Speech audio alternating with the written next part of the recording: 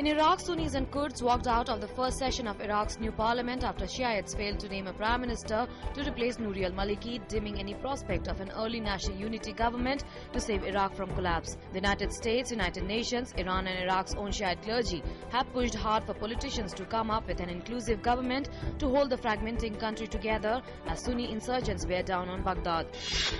The foreign ministers of Russia and Ukraine agreed in Berlin on Wednesday to hold three-way talks involving pro-Moscow rebels by Saturday to pave the way for a new ceasefire despite continued fighting that Kiev says has now killed 200 of its troops. Russia and Ukraine continue to blame each other for the violence that marred the 10-day ceasefire which Kiev declared over the Monday before resuming its military offensive against separatists in the east, many of whom had ignored the truce.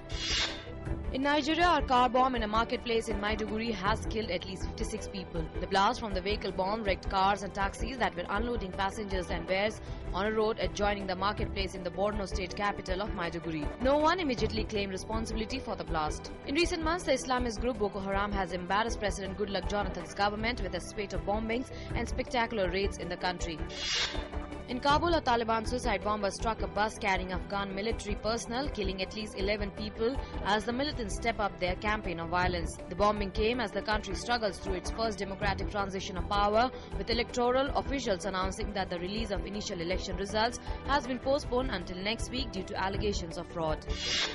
With 100 million users and 9 lakh small and medium businesses on board in India, the world's largest social networking site Facebook is in the process of monetizing its business in India. India has the second largest user base for Facebook after the US. Globally, Facebook has more than 1.2 billion users. Facebook CEO Sheryl Sandberg said the company is engaging actively with various stakeholders to provide access to the internet for the next billion population.